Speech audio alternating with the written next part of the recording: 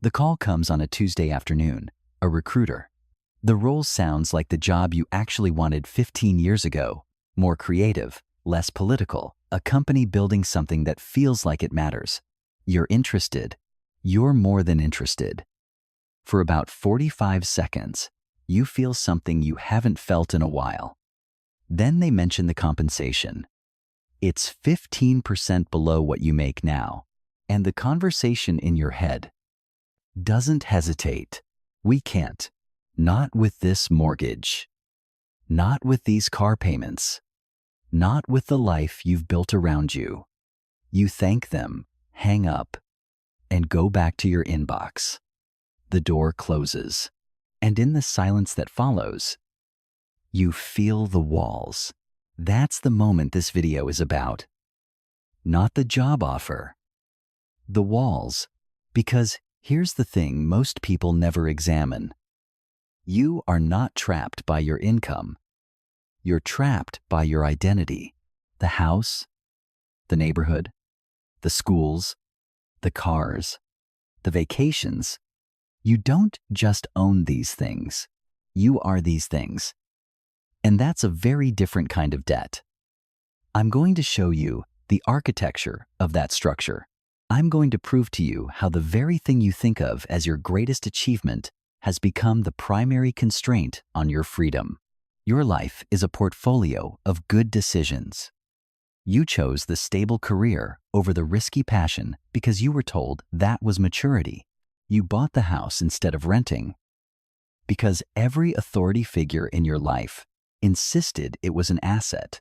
You contribute to your 401k. You pay your bills on time. From the outside, and even from the inside most days, it looks like a fortress of stability. You've built a buffer between your family and the chaos of the world. And every object you own, every automated payment that leaves your account, reinforces this story. The story that you are competent. You are a provider. You are successful. It feels good. It feels deserved. This is the comfort. This is the belief system that makes the whole structure feel not just stable, but right. It's the quiet hum of the machine working as intended. The feeling of control in a world that feels increasingly out of control. But then the cracks start to show. They don't appear after a disaster.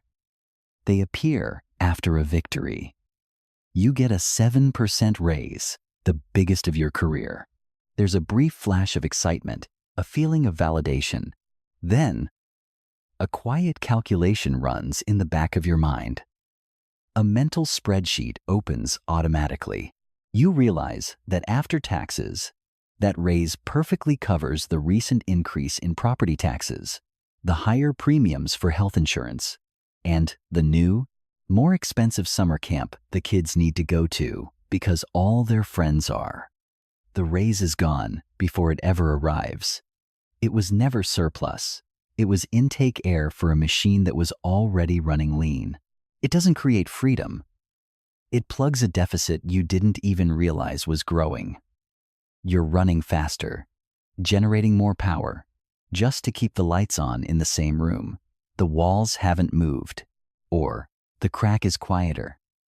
It's the simple gnawing realization that you haven't read a book that wasn't for work in 3 years, that your hobbies have been whittled down to watching other people live more interesting lives on a screen.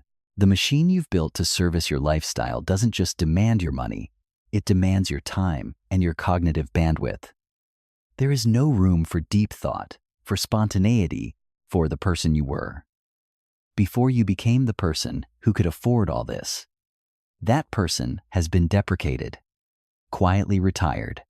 This is the wound, the quiet, unnerving recognition that your impressive income doesn't grant you freedom, it services a machine.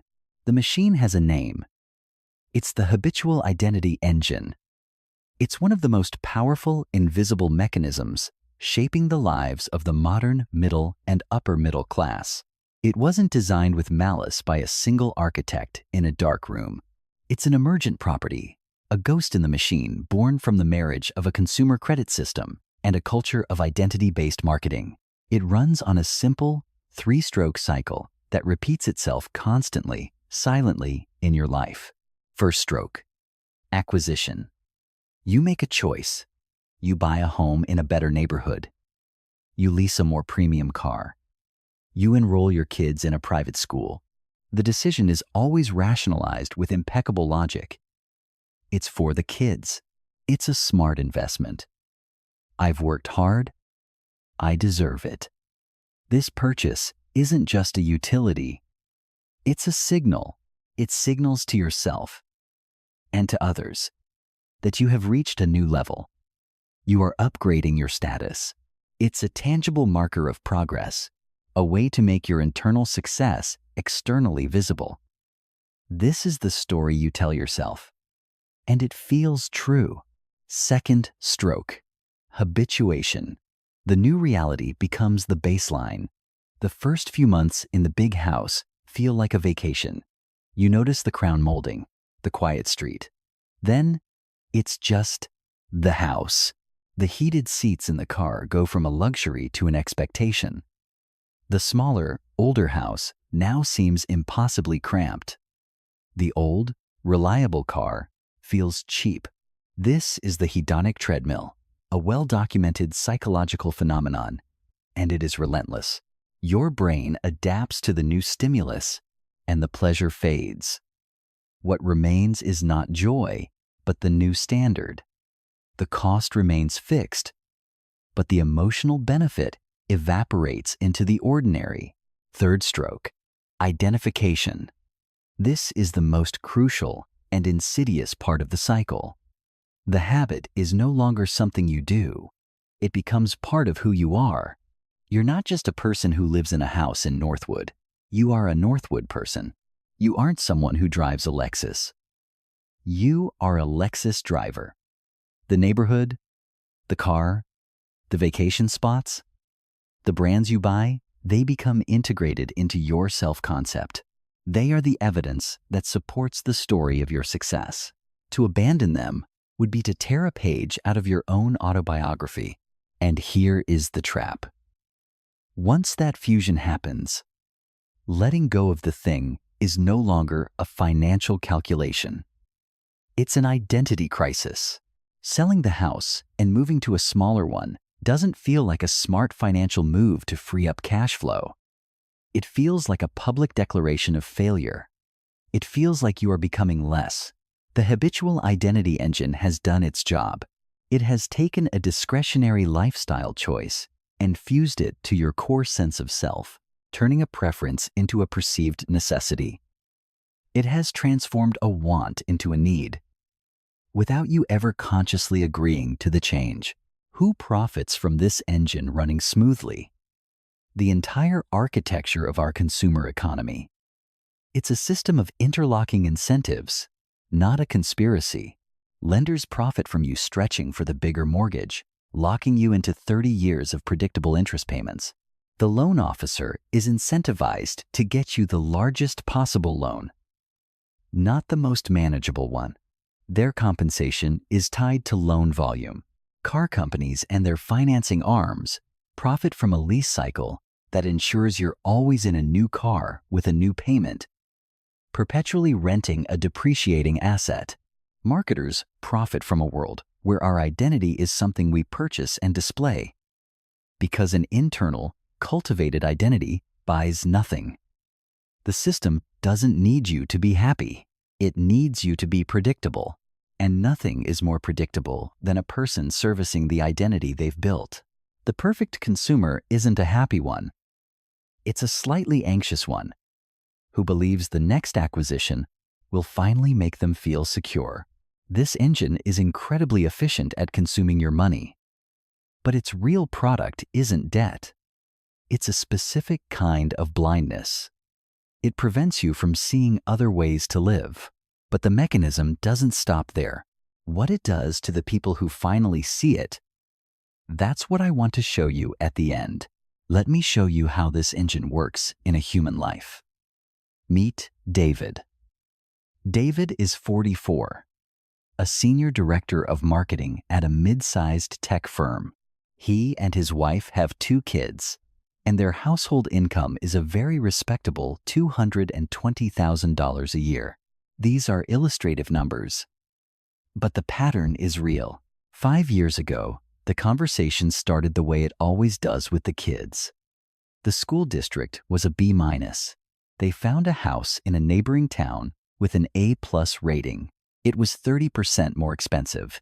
It felt like an act of supreme parental responsibility. So they bought it. The neighbors were doctors, lawyers, executives. The Honda looked out of place in a driveway full of lattes. The kids' friends were in competitive travel sports. The family vacations that came up at dinner parties weren't a week at the beach.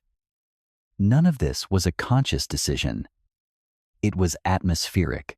The new environment had a baseline, and they slowly, invisibly recalibrated to meet it. Now David is the guy with the beautiful home in the best school district. He is the father whose kids play on the elite travel teams. This identity is his armor. It proves his competence. It justifies the 60-hour work weeks, the missed school plays, the relentless, low-grade stress. He tells himself, this is the price of being a good provider.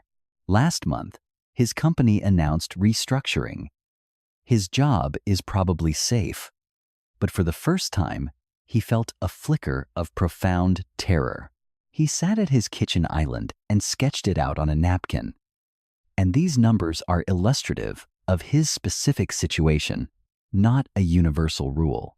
The mortgage, the car leases, the property taxes, the club fees, the travel budget, their entire $220,000 income completely allocated, no slack, zero. He has a high income and a high net worth on paper, mostly locked in his house. No liquidity, no freedom. He felt the specific, suffocating emotion that many high earners know intimately but rarely name. Trapped competence. He is exceptionally good at his job, but that competence has only built a more elaborate, more fragile structure around him. He can't quit. He can't take a risk. He can't afford a single bad year. The lifestyle that was supposed to be the reward for his success has become his master. The identity he projects to the world is the very thing removing his flexibility. This isn't just David's story. It's the story of an entire demographic. The trap isn't the spending. The trap is the ecosystem. When you choose a neighborhood, you're not just choosing a house. You are choosing a set of social norms, a baseline of expectations, and a reference point for what is normal. The pressure isn't an active, malicious thing where your neighbors are judging you. It's a passive, atmospheric pressure. It's the water you swim in, the Joneses you're supposedly keeping up with. They are just as trapped as you are, running the same race, servicing the same identity engine. This ecosystem creates a powerful ratchet mechanism. It's easy to upgrade into it, but psychologically and logistically painful to downgrade out of it. Moving up feels like winning. Moving down feels like failing. To see the math behind this feeling, let's run a simple mental model. And let me be clear, these numbers are entirely illustrative. They are designed to reveal a mechanism, not to represent your personal finances. Run your own numbers. But watch for this pattern. Imagine an income that grows at a healthy 4% per year through raises and promotions. But because of the ecosystem you've chosen, your lifestyle costs what you feel you must spend to maintain your identity inflate at 6% per year. This social inflation comes from kids' activities getting more expensive, vacation standards rising, home maintenance becoming more complex. That 2% gap seems tiny, negligible, but it's a slow bleed that compounds. Let's attach some illustrative numbers to this model. Let's say your starting income is $150,000 and your ecosystem costs are $100,000, leaving you $50,000 in surplus or savings. In year one, it's fine. But if we follow those assumed growth rates, after 10 years of this dynamic, your income would grow to about $222,000. Your costs, however, would have inflated to nearly $180,000. Your surplus, your freedom, your ability to choose, has shrunk from $50,000 to $42,000. You are earning over $70,000 more on paper, but you have less financial power. You are working harder to have fewer options. That is the mathematical signature of the identity trap. So we need to reframe what a lifestyle actually is. You came into this thinking your lifestyle is the reward, a collection of assets and experiences that prove your worth. That's the wrong frame. Think of your lifestyle not as a machine, but as a gravitational field. Every major financial commitment you make, the neighborhood, the schools, the cars, the club memberships, adds mass to the center of that field. And mass creates gravity. At first, the pull is gentle, pleasant even. It feels like belonging. It feels like arriving. But gravity doesn't negotiate. The more mass you accumulate at the center, the stronger the pull on everything around it. Your career choices begin to orbit it. The recruiter's call passes by and gets pulled away. The sabbatical idea gets too close and falls back. The business you thought about starting achieves escape velocity for a moment, then curves back toward the field. You're not being held by walls. You're being held by weight. And the critical difference between a wall and gravity is that a wall, you can see. Gravity, you only feel as a vague, persistent sense that certain directions are simply harder than others, that some possibilities require more energy than you currently have. The field doesn't announce itself. It just bends every path you consider back toward the center, back toward the payments, back toward the maintenance of the identity you've built. You keep thinking the problem is motivation, or courage, or discipline. But the problem is mass. You've built a life with enough gravitational pull to bend your own future around it. The question isn't whether you feel that pull. You do. The question is whether you can name it clearly enough to stop calling it something else, calling it responsibility, or realism, or just the way things are. Most people will watch this and change nothing. That's also a choice. But here's what this video is really about. It's not about the mortgage. It's not about the car payment. It's not about the neighborhood. It's about a much quieter problem. At some point in the last 5 years, you made a series of choices, all of them defensible, all of them rational, all of them well-intentioned. And somewhere inside that sequence, without a single dramatic moment, without any obvious turning point, you stopped recognizing yourself in your own decisions.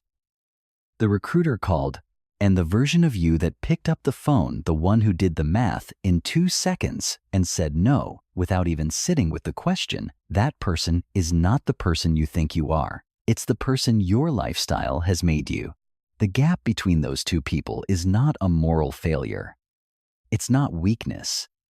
It's what the habitual identity engine produces when it runs without interruption for long enough. It doesn't trap you. It replaces you. Quietly, completely, one good decision at a time. What was the first purchase that made you feel like you'd arrived? And when did you realize it owned a piece of you? The mechanism we just looked at lives in your mortgage. It also lives in your salary, your retirement account, and your credit score. All of them. Same architect,